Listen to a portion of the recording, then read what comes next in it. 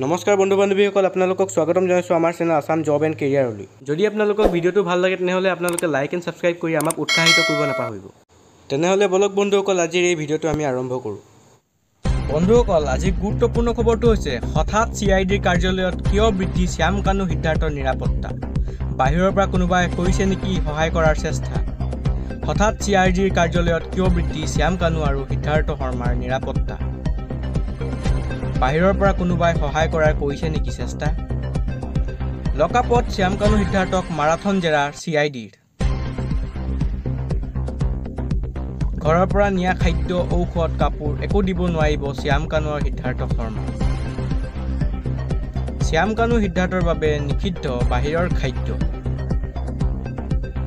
আত্মীয়ই সাক্ষাৎ কৰিব নোৱাৰিব শ্যাম কানু সিদ্ধাৰ্থ।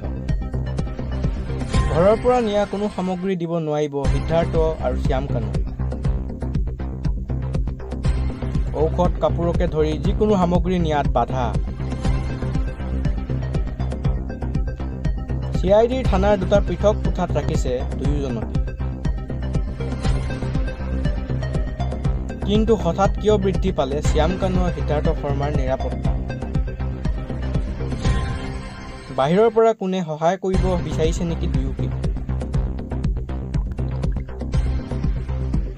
আজি দ্বিতীয়টো গুৰুত্বপূৰ্ণ খবৰ হৈছে বন্ধুসকল, গ্ৰেপ্তাৰ হোৱাৰ পিছতে মুখ খুলিছে শেখৰ আৰু অমৃত প্ৰভাই।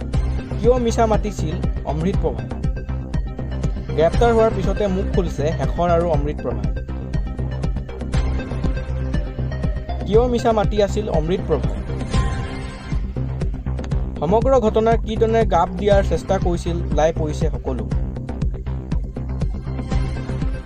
একো নাজানো বুলি অমৃত প্ৰভাই কেনেকৈ হ'ল গ্ৰেপ্তাৰ।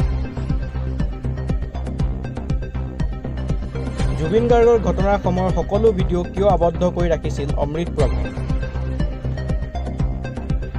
কিয় সকলো কথা গাপ দিয়াৰ চেষ্টা কৰিছিল অমৃত প্ৰভাই। অমৃত প্ৰভাই জানে নেকি সকলো কথা। SITয়ে সমগ্ৰ ঘটনা কৰিছে ৰিক্ৰিয়েট।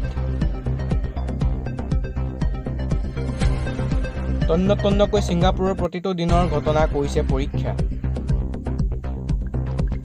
বন্ধুসকল, আজি তৃতীয়টো গুৰুত্বপূৰ্ণ খবৰ হৈছে 14 দিনৰ আৰক্ষীৰ জিম্মালৈ শেখৰ আৰু অমৃত প্ৰভা। চলিব মাৰাথন জেৰা। 14 দিনৰ আৰক্ষীৰ জিম্মালৈ শেখৰ আৰু অমৃত প্ৰভা।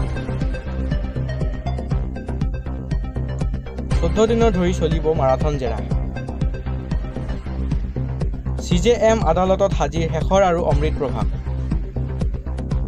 জুবিন গাৰ্গৰ ঘটনা সন্দৰ্ভত দুয়োকে CIDয়ে কৰে গ্ৰেপ্তাৰ। দুই অভিযুক্তই নিশ্চয়কৈ SITৰ পৰা লুকুৱাইছে বহু কথা। তেনেহ'লে বন্ধুসকল, আজিৰ বাবে ইমানেই। আকৌ লগ পাম এটা নতুন ভিডিঅ'ত।